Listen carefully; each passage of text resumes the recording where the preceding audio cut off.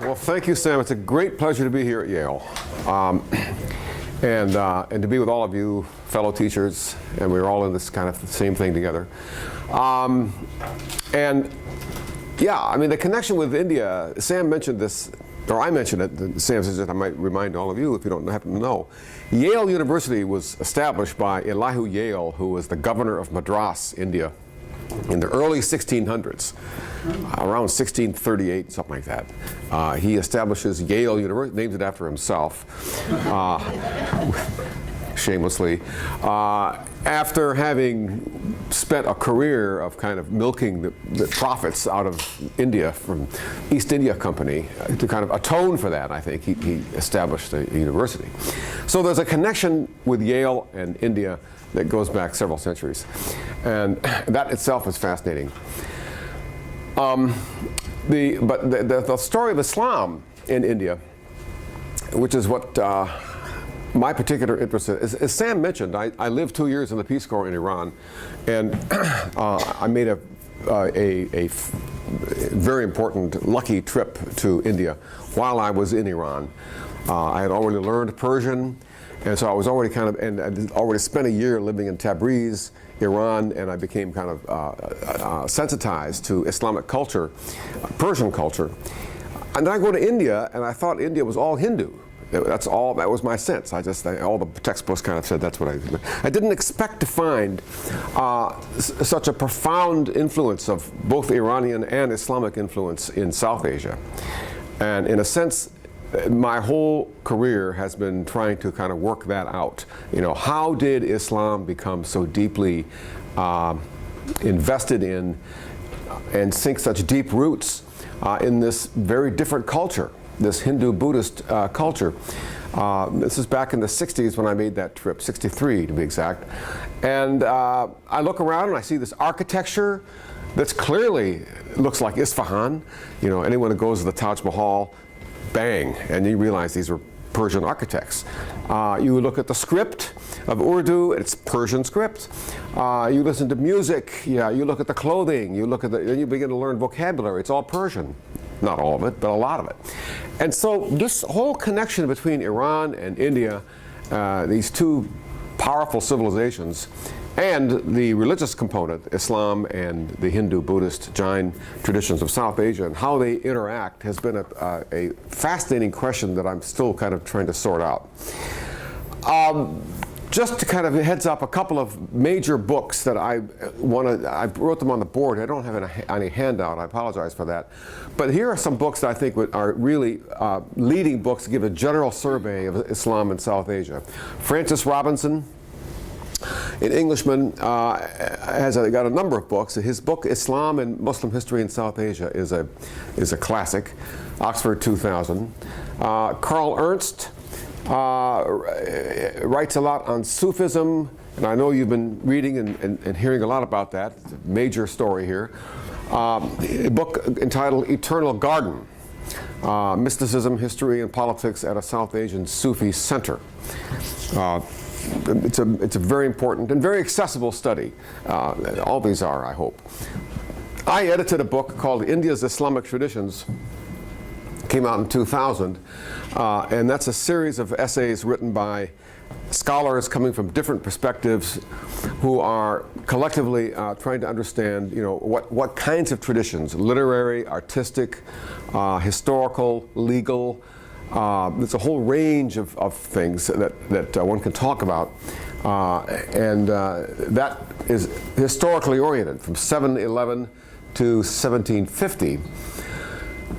And then finally, Anna Marie Schimmel, Islam in the Indian subcontinent. She, the German scholar, one of the leading scholars of South Asian Islam, and that, again, a very accessible book there. So what I'm going to do is kind of give hopefully about a 45-minute overall presentation here. But I invite questions if they are, you know, to clarify a point that may not be clear. But don't be bashful about asking. And then afterwards, we'll have about 20 minutes or so, 15, 20 minutes of general questioning to kind of move into a more substantive nature. Now, where to begin? Well, I always begin with a map. And this map is loaded with important information because what it does, it's based on the 1931 census. Now, the 1931 census was the last really good census the British did in India. You know, they started these decennial censuses in the 1800s. I think 1871 was the first they did. And then every 10 years, they did a census of India to find out who was here. And the 31 was the last really good one. 1941, of course, England was otherwise preoccupied, to put it mildly. And so we don't really have they weren't, because they were fighting the war, that's not really all that good a census. And then, of course, after that, you have independent South Asia. In 1951, you have India and Pakistan. But you can already see the map of Pakistan and Bangladesh kind of present even before the two states emerge, because you have a predominant Muslim population in eastern Bengal but not western Bengal, western Punjab but not eastern Punjab. And where's my pointer? Here's what I got. Yeah, this is great. I think this is it here in the yeah, there you go. This is all the Punjab. West Punjab is predominantly Muslim. You get up to, what, 75%, 50, 60, 70, 80% Muslims in the Western Punjab, but not the East. And conversely, in Bengal, the eastern portion is mainly Muslim, but not the Western. Very few Muslims in the heart of the highlands of central India, but then the Deccan, you get, in the south, you get some more. So one of the questions that's always kind of animated my own research is, how do you explain this uneven distribution of Muslims in South Asia? Especially given the fact that South Asia is home to 1/3 of the world's Muslim population. That's more Muslims are in South Asia than there are in the Middle East. That's a shocking, not by much. It's a close race, but it's amazing to think about that. You know, after Indonesia, which is the world's largest Muslim population, the next two, the next three, India, Pakistan, Bangladesh, and they're all very close, very similar populations, somewhere around 300 or 400 million, each one of them. And you add those together, and you begin to realize that South Asia, in terms of demography, really is the center of gravity of the Muslim world. This is a jarring fact because we've always been taught to believe that, you know, the Middle East is somehow the heartland of Islam. Historically, of course, that's obviously true. But the area where it sunk its roots demographically in terms of the Muslim population, it really is South Asia. And so this is and then you look at the map and you ask, well, why is it that the Western, the Northwestern, and the far eastern Bengal, and to some extent the Deccan, how is it that those areas became most receptive to Islam? I'm going to try to present some answers to that this morning, as well as some remarks about the nature of Islamic piety and how it differs or compares with Islam elsewhere in the Muslim world. And again, feel free to raise any questions as we move along. Historically, we go back to the 7th century. I know that Dick Bullitt has already talked about the Umayyad and the Abbasid periods. So suffice it to say that this is the period where Islam first encounters Western India, Sindh in particular, the province of Sindh, where the Indus River empties into the Arabian Sea. And it happens actually in 711 is when Muhammad bin Qasim, who was a general under the Umayyad Caliph, conquers the lower Indus area, which is now Karachi area in southern Pakistan. And that's a very important moment in terms of the interaction with Islam in South Asia. This is the Arab dhow.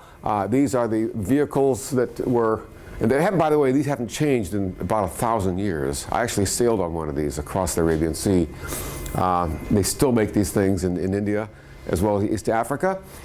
These were the vessels that have traditionally been used connecting the Middle East, at least the maritime connection between the Middle East and South Asia. And you can't really understand the settlement of Muslims along the western coast of India without understanding the trade routes which undergird the contact between the Persian Gulf area and India. Okay, so here is a map showing you what basically happens. As I said, in the year 711, Sindh is conquered by by a Muslim general who establishes the area.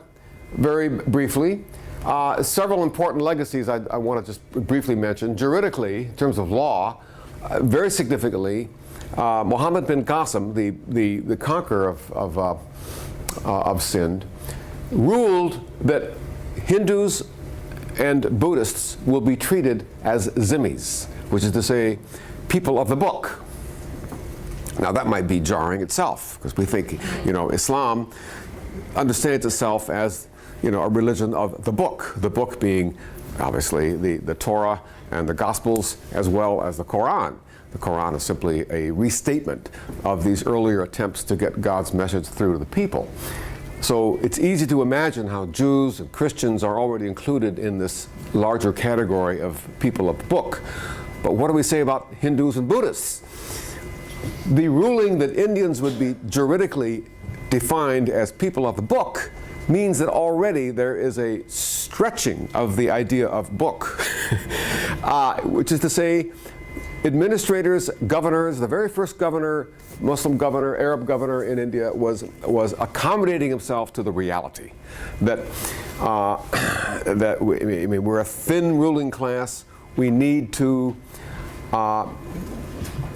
accommodate ourselves to the fact that to rule these people, we need to include them in this larger category, which had already been worked out by jurists. And we have a tradition of a liberal juridical understanding of India from the very beginning. Also, Brahmins, the priests of India, were kind of reconfirmed as the elite community by Muhammad bin Qasim.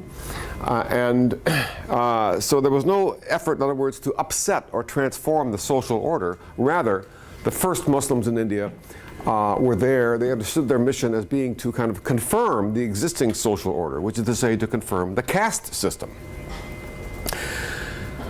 All this is important because subsequent regimes, Muslim regimes in India, look back to this first founding encounter as a precedent for how, in the real world, Indians can be governed.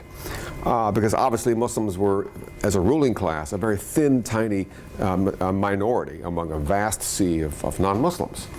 And there's a brief comment about agriculture, which it's always fascinating to me to think that, we always hear about the so-called Columbian exchange of plants and animals across the Atlantic Ocean since Columbus crossed it. But there was an earlier agricultural exchange across the Indian Ocean. When the Arabs conquered India, they brought back with them a whole range of crops which totally transformed the agricultural landscape of the Middle East. Cotton, lemon, lime, orange, sugar. All of these, of course, are either Arabic or Sanskrit, and the words come from that. They tell their own story, but much more. For certain strands of wheat and rice were transplanted in the Middle East from monsoon Asia. So the diet of the Roman world, the Byzantine world more precisely, was radically transformed as a result of this encounter with India.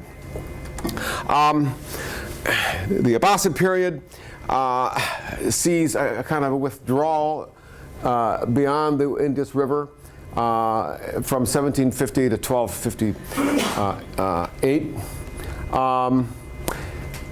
The real encounter with Islam in India happens not by Arabs, but by Turkic groups who had been migrating from East Asia into the West along the Silk Road connecting China with the Eastern Mediterranean. And the area that is of particular interest is this area of Khorasan in Central Asia, right up here in the, where I put the circle, Bukhara, Samarkand, these areas in the Oxus River region. This area in the 10th and 11th centuries was undergoing a dramatic cultural renaissance, in the sense that you had the Iranian peoples conquered by the Arabs in the mid 7th century. And about 300 years later, that submerged Iranian culture kind of bubbles up to the surface. And when it reappears in a form that has assimilated itself with Arab culture. Sort of the Arabic script now replaces the old Persian script. Many Arabic words, loan words, are assimilated into the Persian language. And in fact, modern Persian derives from this moment. It's also this place and this time that political ideas, the status of the Sultan as a non-religious leader emerges in this Persian Renaissance period of the 10th and 11th and 12th centuries in Khorasan, this area that's circled. The Caliph of Islam is becoming progressively weaker in the 10th, 11th, and 12th centuries, and as that happens, the Sultan kind of replaces the Caliph, at least as a political leader. And this is important because the idea of the Sultan acquires a certain notion of someone who's above religion. He's a ruler of all peoples, because Khorasan, this area, was not just Muslim. It was, of course, there were Shi'is, there were Sunnis, but there were also Buddhists there, large Jewish population, very large Christian population, Nestorian Christians were there, Shaman Turkish population. In other words, you had a variety of different peoples in Khorasan in the 9th, 10th, and 11th century, kind of cooking up this idea of a secular Islamic regime where religion and state have a de facto separation. And of course, Persian language is, as I said, invented at this time. It's always struck me as fascinating that, we always talk about how English language emerged about 300 years after the Norman conquest of 1066. You get 300 years later, you get Chaucer. Another couple hundred years, you get Shakespeare, where English and French have kind of merged after 300 years after that conquest. Same thing happens with Persian. About 300 years after the Arab conquest of Iran, this synthesis of Arabic and Persian takes place, and it happens in this area. Then Turks begin to move into North India, and they carry this hybridized culture with them. The 1030 is the date of the Mahmud of Ghazni, a Turkish general, who makes these raids, and these arrows are indicating raids of India. He's sacking temples in order to acquire wealth, to mobilize, to create a larger sultanate to the west, because the Khorasan, this area to the west, was what was kind of the prize. India was only used as a kind of a source of wealth in the 11th century. It's not till the 12th and 13th century that we begin to get settlement of Turks moving down these migration corridors, and that's the term I would use to describe these routes. Oops, sorry. Let me go back. What am I doing? Go back here. Yeah. The term I would use is a migration corridor. These are actually routes, old trade routes, bringing horses and silver into India. India has always been deficient in two things. Horses don't do well in India because there's a competition for land by peasant population, plus there's no grassland as you have in Central Asia. So there's a constant need to import war horses by all dynasties of India. And secondly, there's no silver mines in India. So India has an old history of exporting textiles, importing silver and war horses. And so these roads that connect Samarkand and Bukhara and Central Asia with South Asia are basically trade routes, moving down into Lahore, from Lahore to Delhi, and from Delhi east down the Gangetic Plain toward Bengal, as well as south into Gujarat, and from there into the Deccan Plateau.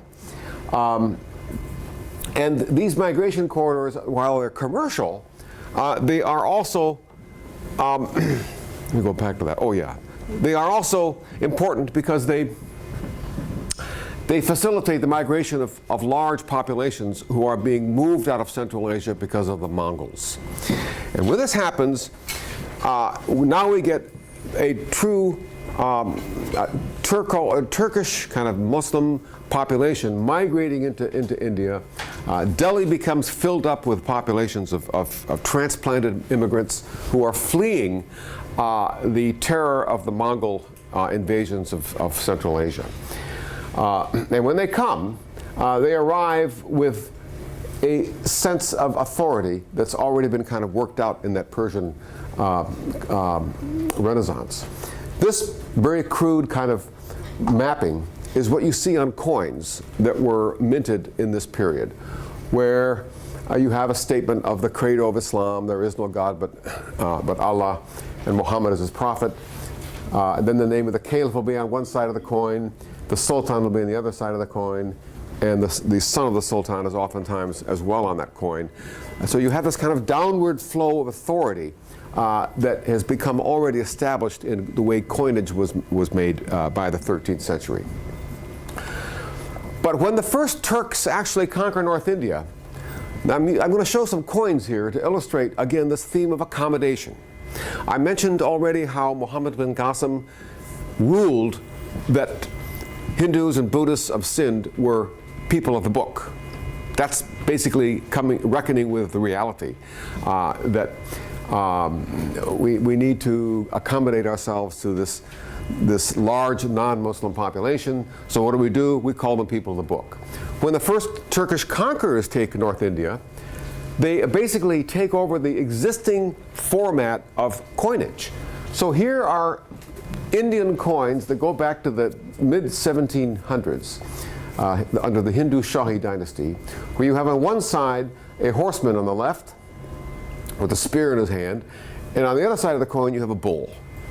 So you have this bull and horseman established formula of coinage by Hindu dynasties that had already been around for hundreds of years before the Turks arrived. The first coins of Muhammad of Ghor, who's the first ruler of India, follows exactly the same format. You'll notice there's no Arabic, no Persian. What you have is a horseman on the left and a bull on the right.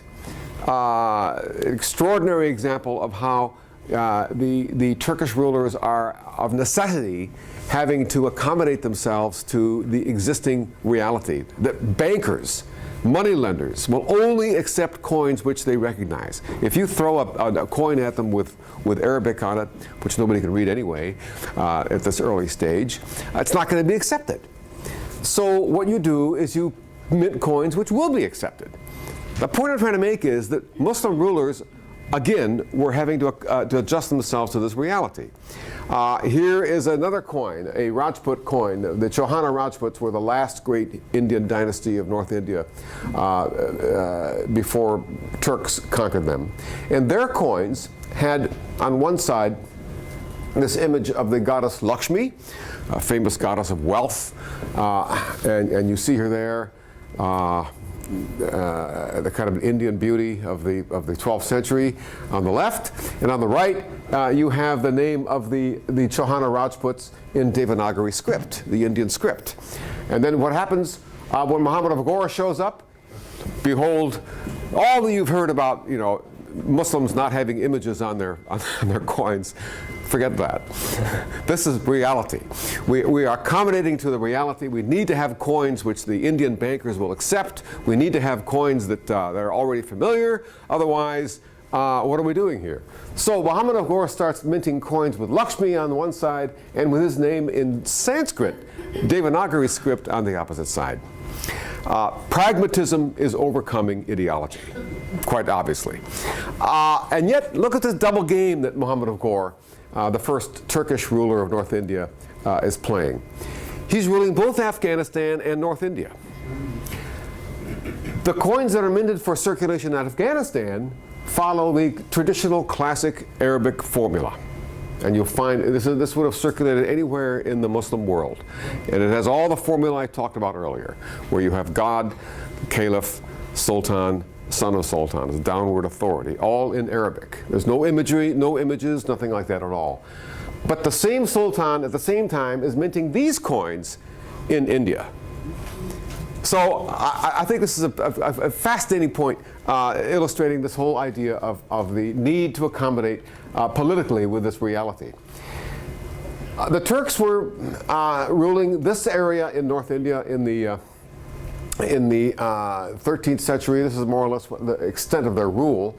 You can see they swept very quickly down the Gangetic Plain, knocking over these Rajput houses, the Chandalas, the Paramaras, and so forth in central and northern India. And then they established the Delhi Sultanate. The Delhi Sultanate was the first ruling house of North India. And you can see in this map the territorial extent under the founder, Muhammad of Ghor, and his slave successor, Aibak. His name is up there at the very top, rules this heartland of Upper India. And then his successor, Iltutmish, another Turk, another Turkish slave actually, takes this much larger area. So this North India becomes the heartland of Muslim rule by the 13th century when the Delhi Sultanate is established. Architecturally, we begin to see spectacular monuments. This is a minaret. It's often been thought of as kind of a victory tower because obviously if a muezzin is doing his call to the prayer at the top of this thing, nobody's going to hear him. This is before microphones and loudspeakers. And so it's oftentimes thought this is really art historians dispute exactly what this tower was all about. It's clearly a statement, though, of occupation. Nothing like this had existed in India prior to the Turkish arrival. And this is the very first architectural Indo-Muslim monument in India, the great Qutub Minar. It's still the tallest minaret, I believe, in the world. Extraordinary monument as part of this mosque complex. Here's a close-up of it. You can see juxtaposing white marble with red sandstone. And the writing on it is not only Arabic, but also Devanagari. Indian workmen made this.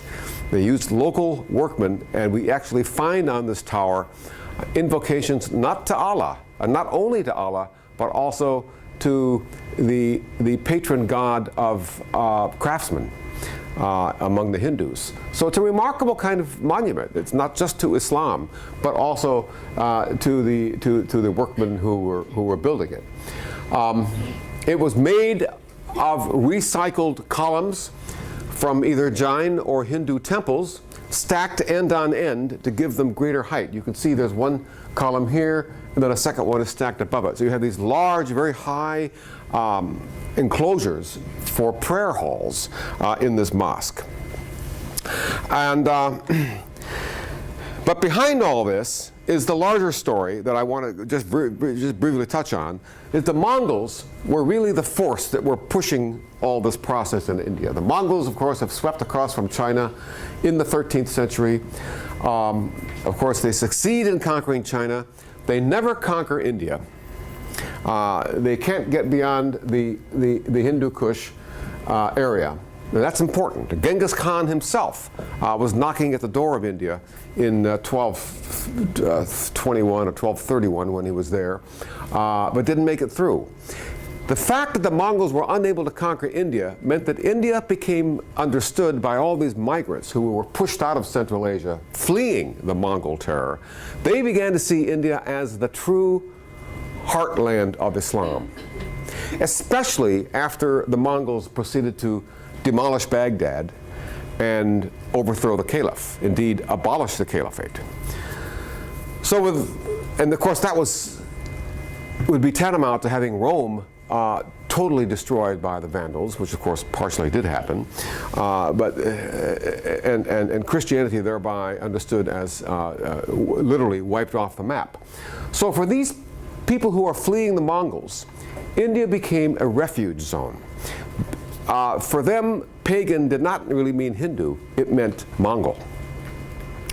And all the rhetoric in early Indo-Muslim literature of the 13th and 14th century really is inspired by that fact, that it's the Mongols who are the true, who are the pagans, who are the infidels, the kafirs. So India then becomes an area, as I said earlier, of filling up through these, following these migration corridors, large numbers of people fleeing to North India. And the Delhi Sultanate becomes, at least in North India, well established by the 13th and 14th century, lasts all the way down to the early 16th century. The Deccan in the south is never conquered. It's conquered, but they can't hold it. So there's this long divide between North India and the Deccan that exists. But behind all that, underlined in red, are the Mongols, who, as I said earlier, do not succeed in conquering India, but they have driven all this Persianized Turkish population into South Asia, who now begin to see India as the true home of Islam, given the fact that Baghdad has been destroyed in 1258, the Caliph has been executed, the office has been abolished, and so the Sultan of India becomes the focus of many pious Muslims who are now looking for spiritual direction, even though the Sultan doesn't have a spiritual bone in his body. Most of these guys are Turkish slaves who have no genealogical connection with aristocracy or whatever, yet they're built up by their ideologues, by their propagandists as these focus of Muslims. As I said, briefly, South India was conquered, at least down pretty far south. Two capitals were established in the 14th century in Delhi and also in Dowlatabad. Here's Delhi.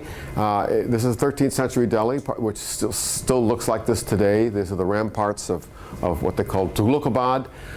And Delhi now becomes identified as the capital of India. From this point on, any dynasty that has pretensions of ruling India has to control Delhi. This is true all the way down to the 20th century. When the British needed to establish themselves as the natural rulers of India, they moved their capital in 1911 from Calcutta to New Delhi. They did the same thing that Muslim dynasties had been doing for the previous millennium, building another city of Delhi, not occupying the same palaces that the predecessors had done, but palaces nearby, or building new palaces, so there's another Delhi in the region. That's Tughlaqabad. And in the south, in the Deccan, Dowlatabad was this co-capital that the sultans built and ruled from there as well. Here is the great mosque in Dowlatabad. The same idea, stacking Hindu temples end on end, Hindu columns I should say, end on end to give greater height to the prayer hall. Here you see exactly what I just described in the south. But there's a memory of the North India.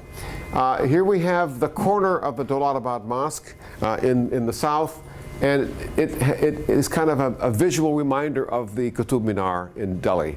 So these migrants, they've already migrated from Central Asia to North India. Now they're migrating from North India to the south, but they're carrying with them this reminder of North India, that the Qutub Minar has kind of become the icon of Indo-Muslim presence. And we see that echoed in this engaged corner tower in the Dowlatabad Mosque. So here's our migration corridor that I mentioned earlier, following those ancient trade routes, horse trade routes from Central Asia into South Asia. Moving on down to Bijapur, we see monuments that are built, carrying with them a Central Asian visual aesthetic. You see domes, you see minarets, you see arches, pointed arches. These become the elements, kind of the architectural vocabulary of mosque building in the 16th century when this Deccan Sultanate down there is established. And then from Bijapur, if we look at Kerala, which is off the routes, now we're talking about coastal, Malabar coast. This was not settled by migrants coming from the north. along those migration corridors. Kerala Muslims are Muslims who had sailed across on those Arab dhows. And they have a very different sensibility. Their connection is not with North India. It's not with Turkish or Persian culture. They don't speak Urdu or any of the North Indian languages. They speak Malayalam, which is the native language of the Malabar coast.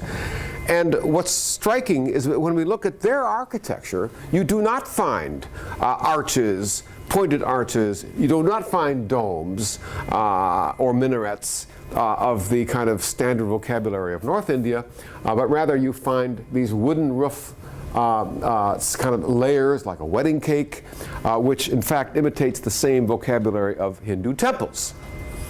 So you notice here what's happening. Another theme of accommodation. Once you move off that corridor, that migration corridor, and look at Kerala, you see that Islam has accommodated itself visually and architecturally with the local culture. That's a very important theme because we begin to understand now that Islam is extremely flexible in terms of how it accommodates itself to indigenous cultures in South Asia.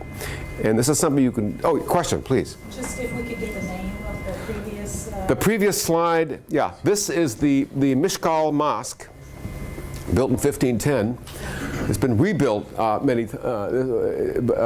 this is a basic design of it, and Calicut. Now Calicut is a city on the coast, the Malabar coast. This is where Vasco da Gama arrives.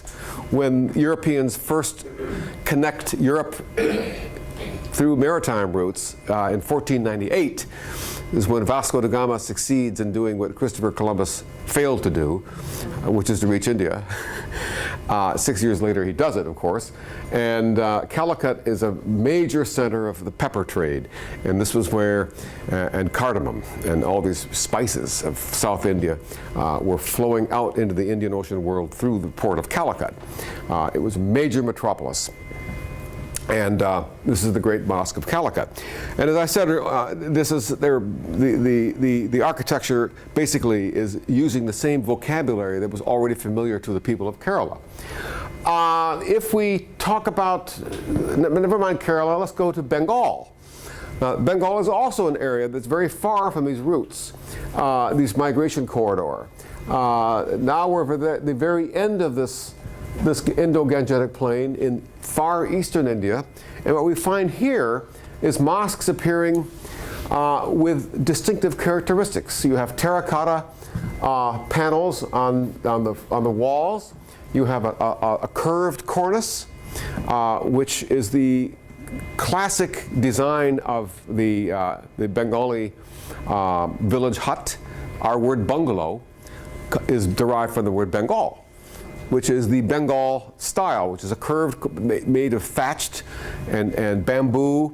It's curved so that rain, the monsoon rain, which is very high in Bengal, will drain off.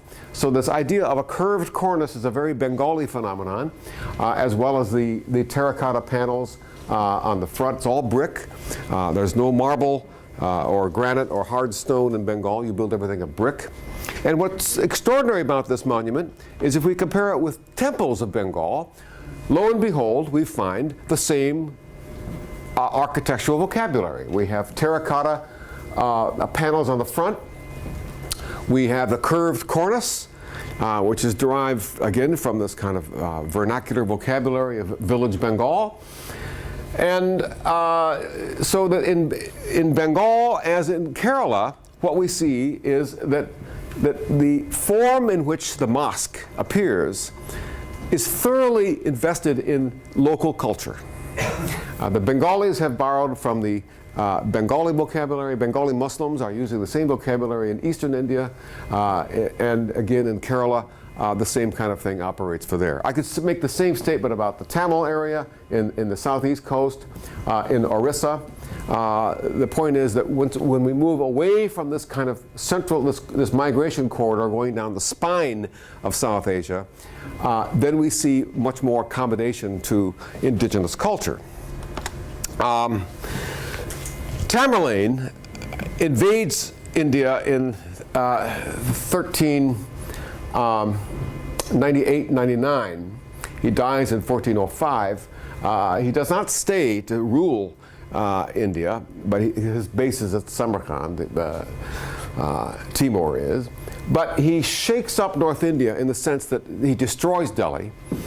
Delhi had been the capital of North India, the successive dynasties, the Delhi Sultanate for several centuries. And now what happens after Tamerlane is that North India becomes, it loses its focus. Delhi is no longer the center of Indo-Muslim polity. And he brings with him a Central Asian sensibility. Here we have the tomb of Timur himself in Samarkand. You see all these very extraordinary elements, high drums, vaulting techniques that allow you to soar up to the sky. This is all new ideas. Glazed tile covered all over the surfaces of Central Asian mosques. And they're freestanding, and the overall effect then is to be able to be seen from afar. I mean, Timur himself introduces into Islamic architecture this idea of kind of over-the-top, extravagant visual statements that you see, and all of this is carried into India by the next great conqueror of North India. This kind of glazed tile techniques, which of course is Babur, B-A-B-U-R, Babur, and you can see from this painting, this is not Babur, but this is the family in the early 16th century. It's very Central Asian. You can just see from the facial characteristics that these are not Indians. These are people who have come from Central Asia. But a very cosmopolitan Central Asian style is brought to North India by Babur, who's depicted here founding a garden. It says in Persian that he's he's directing the planting of pomegranates in his garden. So we begin to get now, with 1526, Babur sweeps away the last dynasty of Delhi Sultans in North India and establishes the Mughal Empire, which is the largest Muslim empire in the world, larger even than the Ottomans or the Safavids in the Middle East, although the three were roughly contemporary. And I'm sure you've already been hearing a lot and reading a lot about the Safavids and the Ottomans. So Babur brings to South Asia a similar Central Asian aesthetic, a similar Central Asian sensibility, idea of politics, idea of power, is all established during his reign. 1526 to 1605, you can see how the Mughals are repeating what the Delhi Sultans had done several centuries earlier. Take over the central heartland of North India and then move out and conquer Gujarat in the west, Bengal in the east. And what's extraordinary about the Mughals is that not Babur, but his grandson, Akbar, in order to rule North India, he departs from the policy of earlier rulers, which was to always keep the Rajputs at arm's length, try to conquer the Rajputs. The Rajputs were the Hindu ruling class of North India before the Turks arrived. What Akbar does is he engages with the Rajputs. He brings them into the ruling class, and he marries Rajput princesses, which is very important because it means that biologically each successive generation of the Mughal ruling house is less and less Turkic and more Indian. You look at the facial characteristics of the Rajputs. Now here we have Jahangir, who is the son of Akbar. Akbar was of pure Turco-Persian blood, but Akbar's wife was a pure Rajput princess who was brought into the Mughal harem. And so that means that Jahangir is biologically half Rajput. Jahangir, in turn, marries other Rajput women, princesses, Of course, these are all political marriages, much like Europe knew at roughly the same time. I mean, that's how you cement political relationships. You marry into the same families. It's exactly what's happening now with the Mughals. And I would argue that this is extremely significant because it means that just as Jahangir was one half Rajput, his son, Shah Jahan, builder of the Taj Mahal, is 3/4 Rajput, because Jahangir has also married a Rajput woman, so that the element of Turkic biological content of the ruling Mughal house is becoming progressively less Turkic and more Rajput, more Indian. They don't even use Turkish language anymore. They've forgotten that.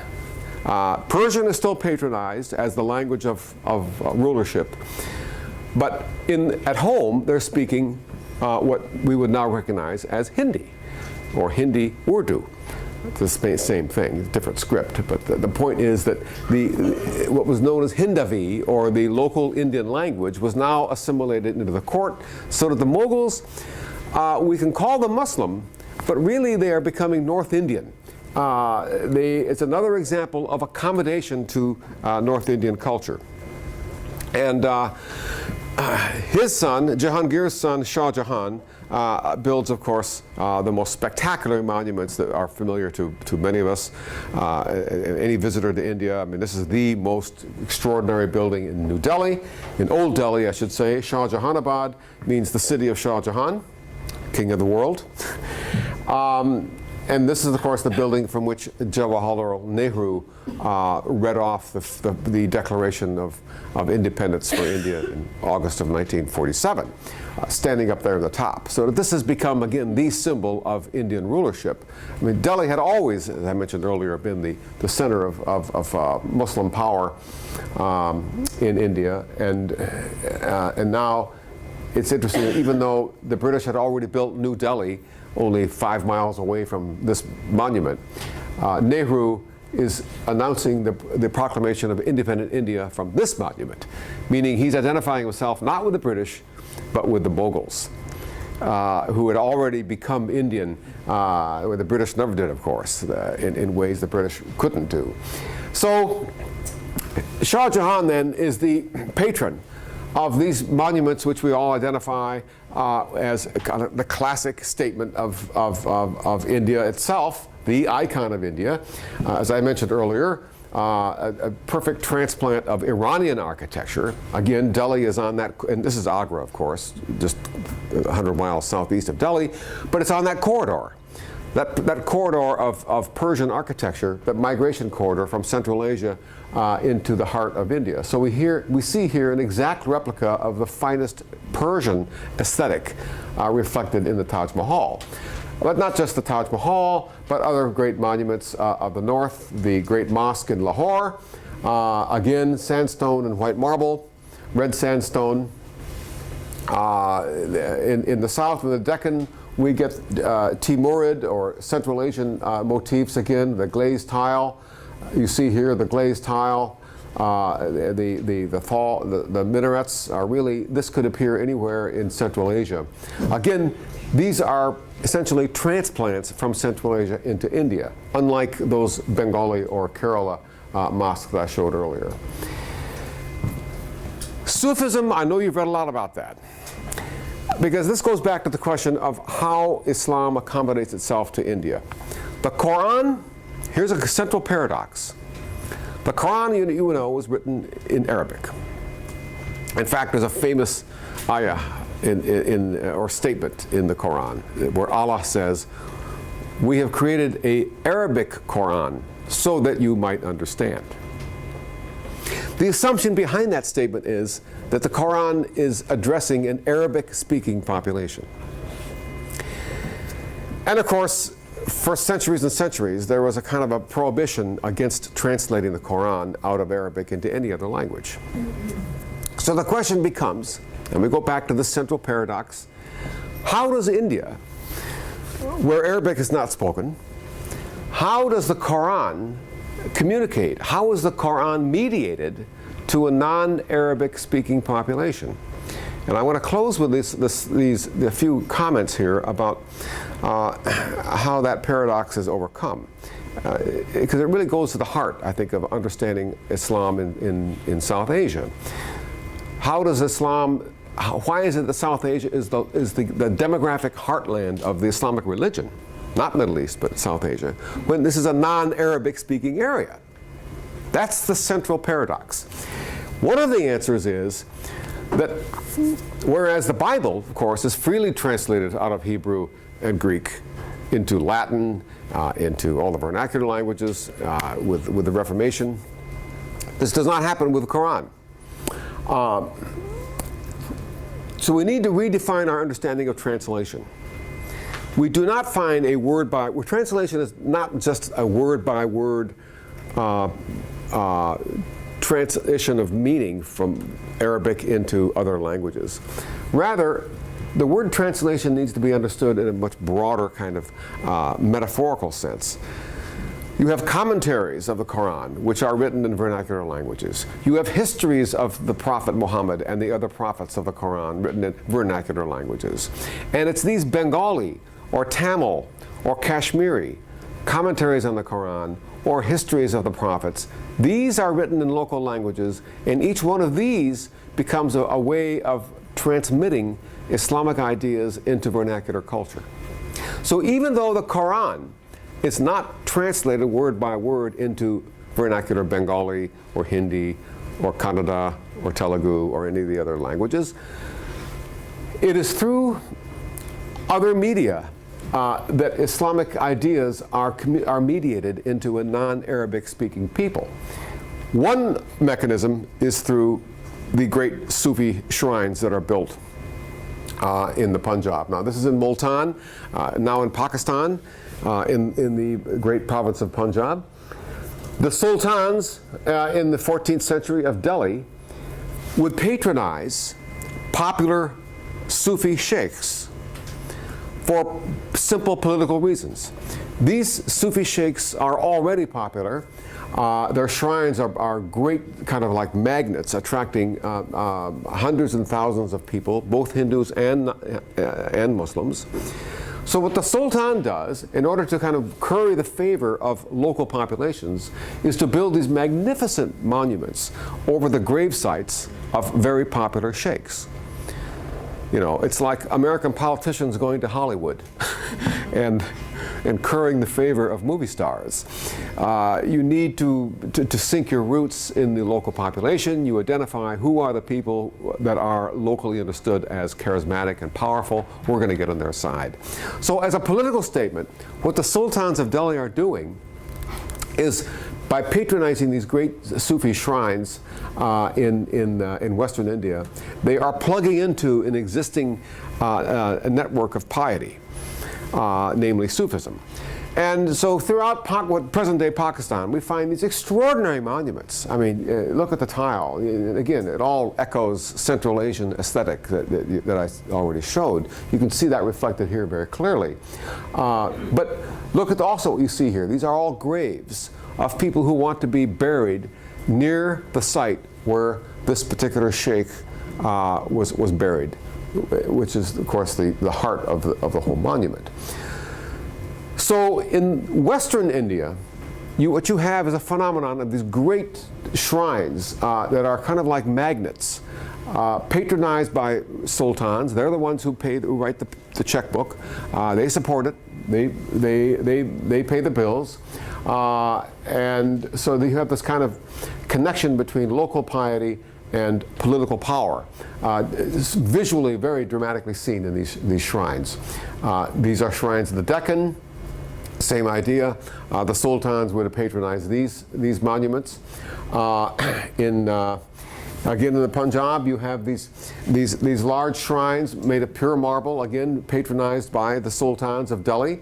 Here is a nighttime celebration at one of these shrines, and you've already studied Sufism. You understand that, you know, these are every Thursday night is when you have these large gatherings at the shrines in the Punjab. This particular one at Pakpatan. Here's the grave site of one of these shrines. Muslims saying prayers over them.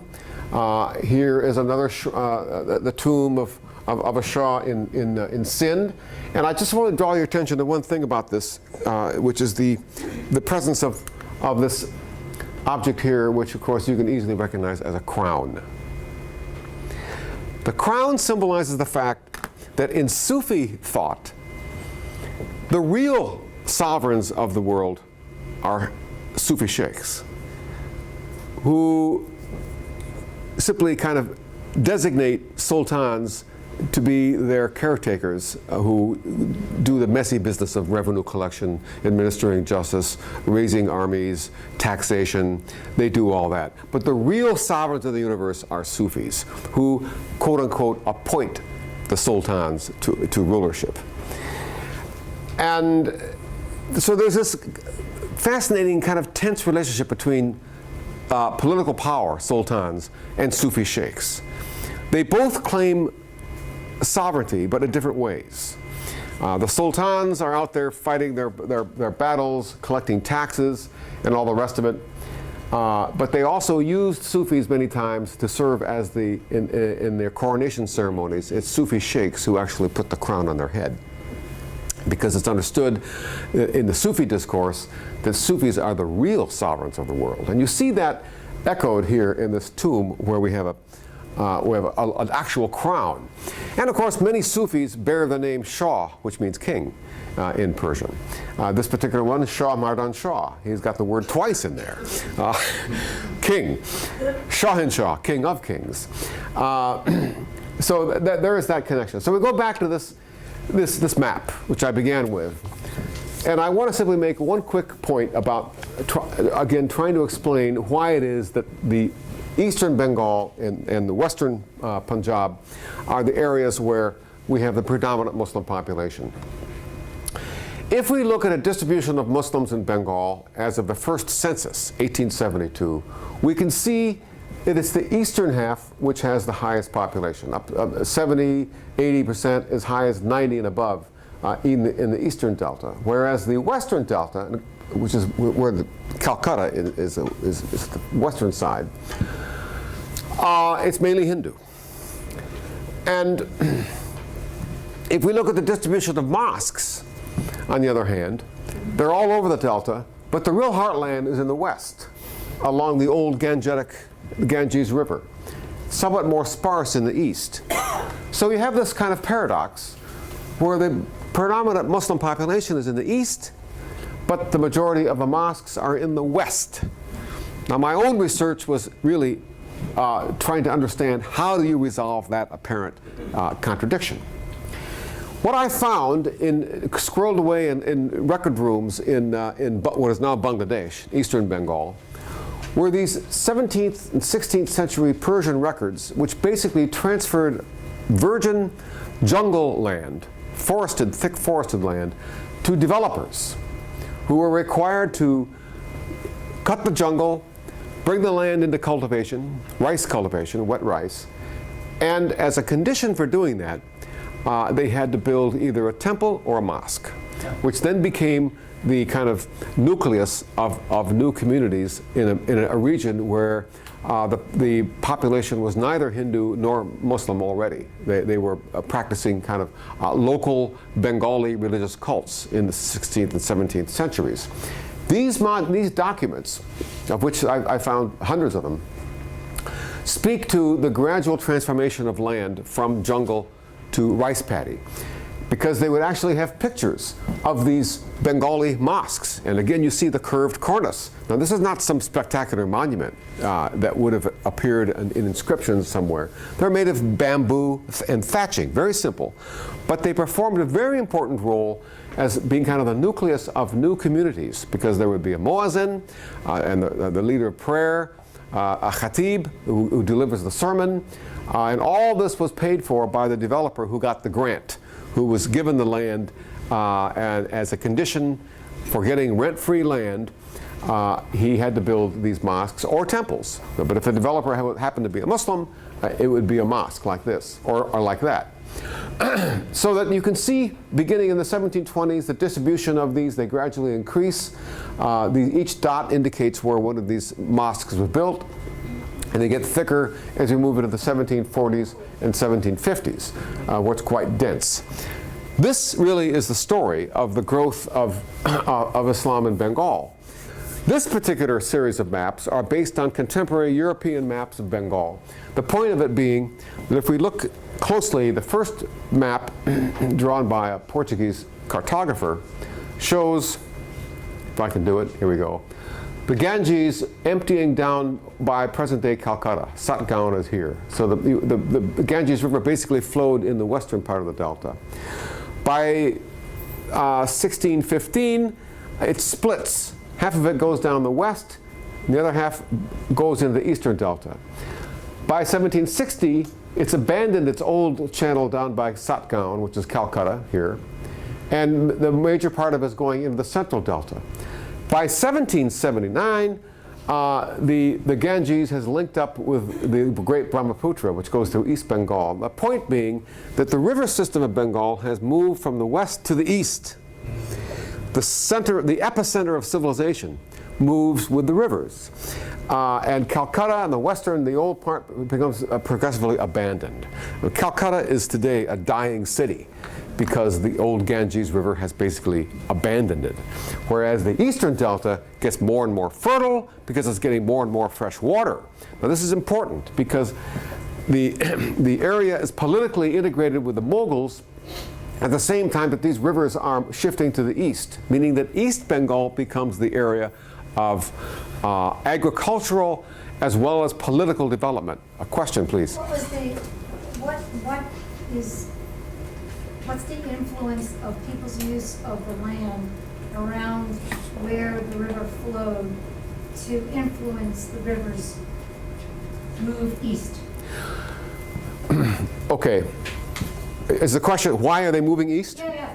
Okay, that's a geological question. And the geologists have two theories. And I'm not going to get into that. I have no dog in this fight. One theory is tectonic. There's a fault line geologically in the east, which is gradually causing the eastern side of Bengal to cave to this way for you, cave downward, having to do with continental drift. And that's one theory. The other theory is that all of Bengal basically is a flat pancake. It's the whole Bangladesh today is about 30, 40 feet above sea level. And so all what these rivers are doing are bringing silt down into the Bengal Delta. The whole area is basically silt that's been transferred from the Himalaya mountains. Topsoil gets moved down to this area. So it's very rich because the Ganges and the Meghna and the Brahmaputra, all these rivers are bringing huge loads of silt down. And as a consequence, the delta keeps getting pushed further and further south into the Bay of Bengal. This whole area, therefore, is remarkably fertile because of what the rivers are doing. So as the rivers move to the east becomes progressively more fertile, and the west becomes less fertile. That's reflected in population figures. Population is higher in the east than it is in the west. And this is also reflected in the pattern of development of villages. So these records I showed you, these Persian manuscripts, what they're really showing you is that the land is being transformed from jungle to rice paddy. And that means that and rice paddy supports a lot more people than jungle can, obviously. So all this is happening at the same time, that there's an agrarian transformation at the same time that people are being introduced for the first time to a world religion. That Islam is identified with forest development. And one of the things that's unique about Sufism in eastern Bengal is that Sufis are typically identified with not just preaching Islam, but with preaching agriculture. They're identified with the people who first brought the technology of rice cultivation to the East. So the Muslims of notions of Islamic piety today are associated with agriculture. You talk to peasants in Bangladesh, and they will say that we peasants are the true Muslims because we're doing what God told told Adam to do, that Adam was instructed to take the plow and to master the earth by plowing the earth. Whereas those folks in the city who are not plowing the land are not really as good Muslims as we are. So they've internalized this idea, this connection between agriculture and Islamic religion in ways that are fascinating, because many textbooks you read about Islam repeat this old idea that Islam is somehow of an urban religion. You know, it's a Middle Eastern idea. It might work for Baghdad, you know, and Damascus and all the famous centers of Islam in the Middle East.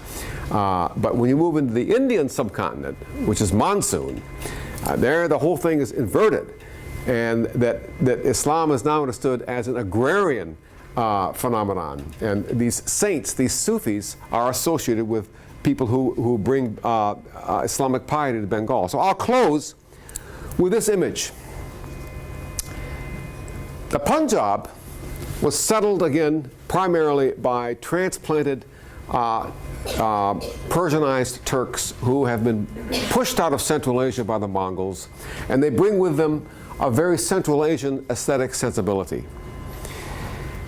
So that the sultans who are ruling from Delhi will patronize monuments which could easily have appeared in Central Asia, in Samarkand and Bukhara, any of the great cities of Central Asia.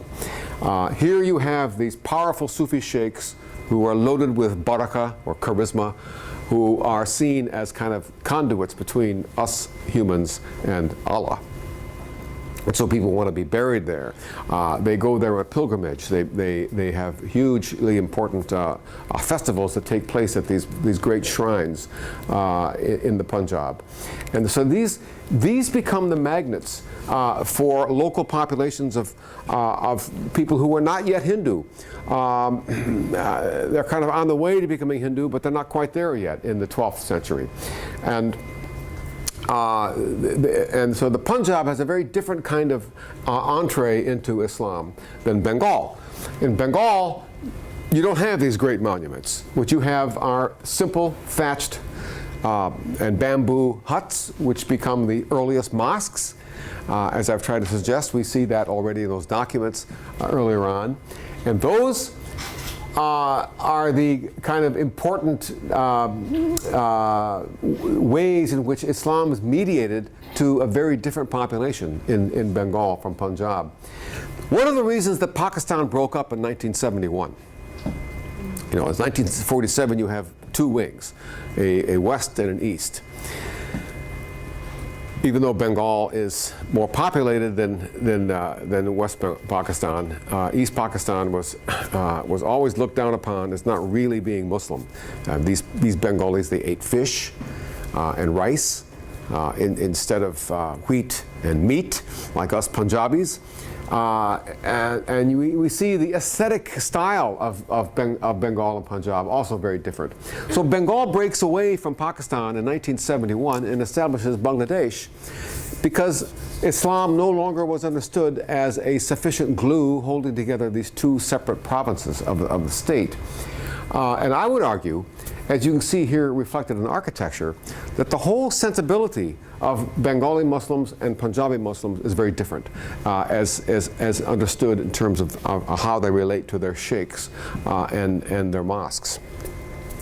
Now, I know that we're getting late on time, Sam, so I wanted to... We can take a little, we have a 20-minute break, so we can cut into it a little bit. Yeah. So we can take maybe 15 minutes of questions. Yeah, that's exactly what I want to do. This is kind of gives an overall kind of introduction to the whole story, kind of historical background.